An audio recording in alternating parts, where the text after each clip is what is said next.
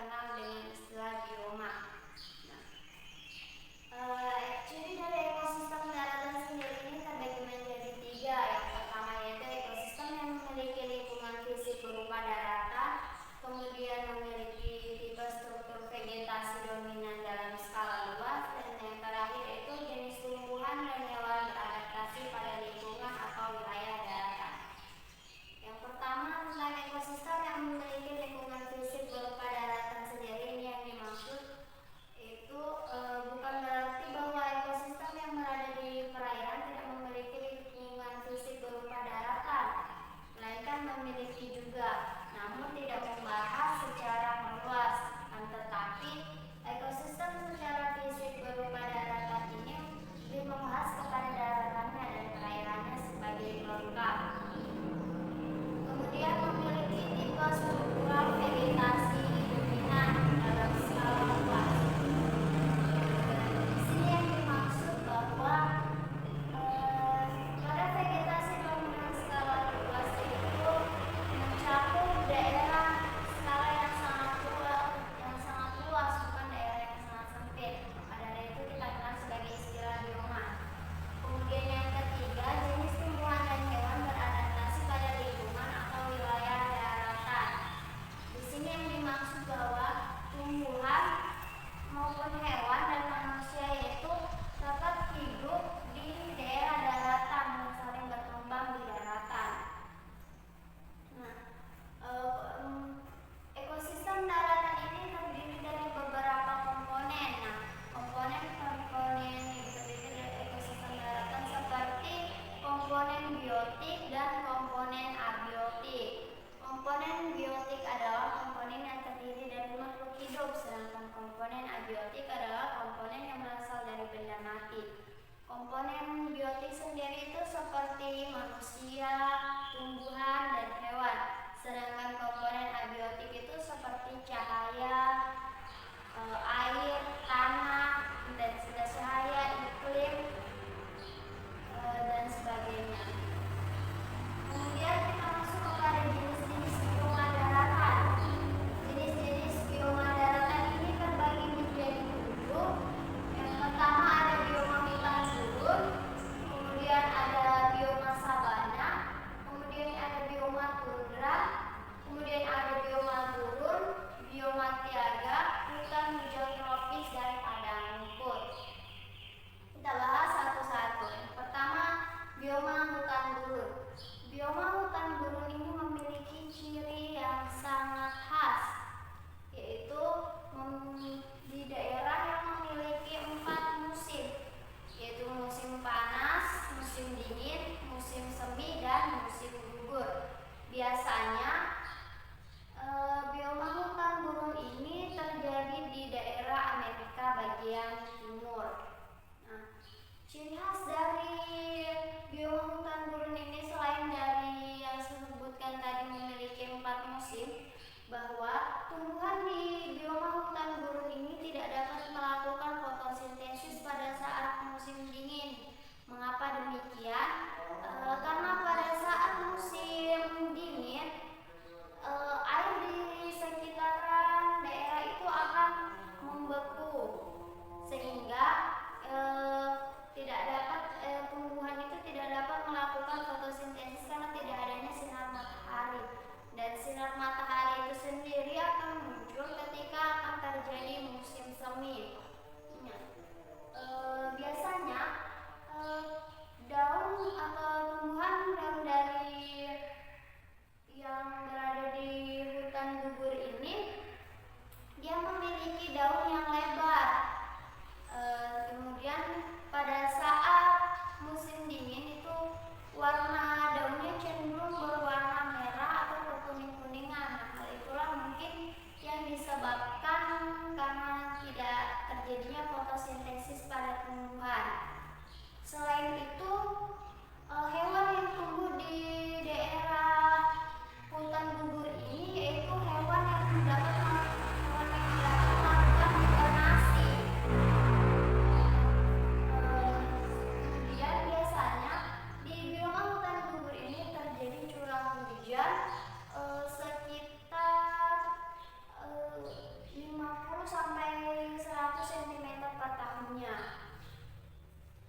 Kemudian yang kedua itu bioma sabana. Bioma sabana ini yaitu berupa padang rumput yang dikelilingi oleh pepohonan. Bioma sabana ini terbagi menjadi dua, yaitu bioma sabana murni dan sabana campuran. Sabana murni di sini yang dimaksud adalah hanya meliputi satu jenis pepohonan saja, sedangkan bioma sabana campuran itu memiliki berbagai jenis tumbuhan atau pepohonan di dalamnya. Ciri khas dari bioma sabana ini dia memiliki dikelilingi dengan pepohonan di sekitarnya.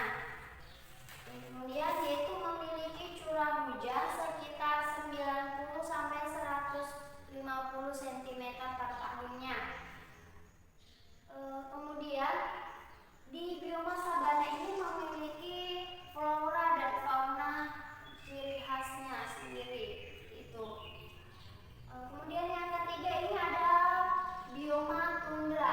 Bioma tundra sendiri ini terbagi menjadi dua, yaitu tundra arktik dan tundra alpin. Tundra arktik ini yaitu dia berada di daerah kutub, sedangkan tundra alpin dia berada di daerah pegunungan seperti Gunung Tinggi Jaya-Wijaya. Nah, ciri dari bioma tundra ini dia memiliki curah hujan mengalami musim dingin yang sangat panjang, sekitar 9 bulan, dan memiliki musim panas yang cenderung sedikit, yaitu hanya 3 bulan saja. Di bioma tundra ini tumbuhan-tumbuhan berkembang pada saat cuaca panas saja. Kemudian dia juga memiliki flora dan fauna khas. Kemudian bioma gurun. Bioma gurun itu adalah padang yang memiliki ciri khas tandus. Nah, ciri khas dari bioma gurun ini sendiri yaitu sangat jarang terjadi curah hujan. Selain itu, daya penyerap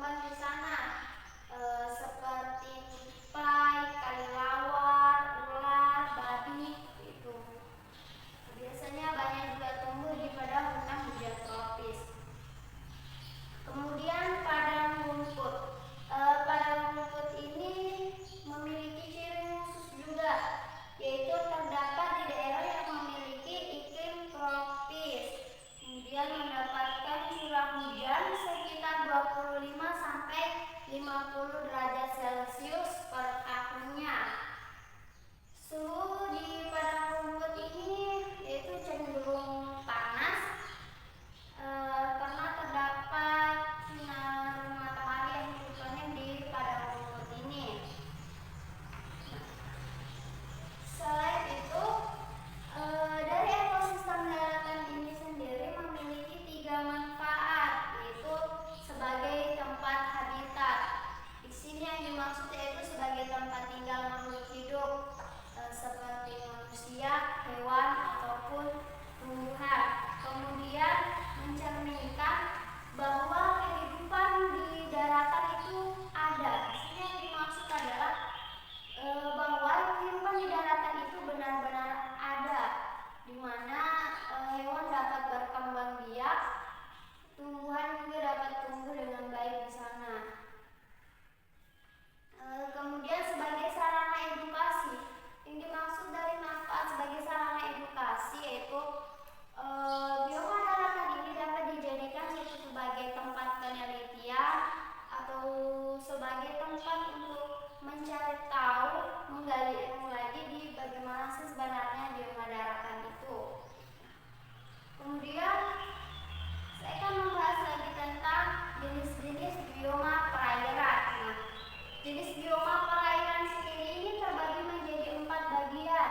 Yang pertama yaitu bioma air tawar, bioma samudra, bioma terumbu karang, dan bioma estuaria. Nah, bioma air tawar ini merupakan bioma juga yang banyak terdapat di dunia, walaupun tidak sebanyak di perairan bioma air asin. Nah, di bioma air tawar ini biasa terdapat di sungai. Kemudian sungai anak kecil ataupun yang mengalir dalam suatu aliran.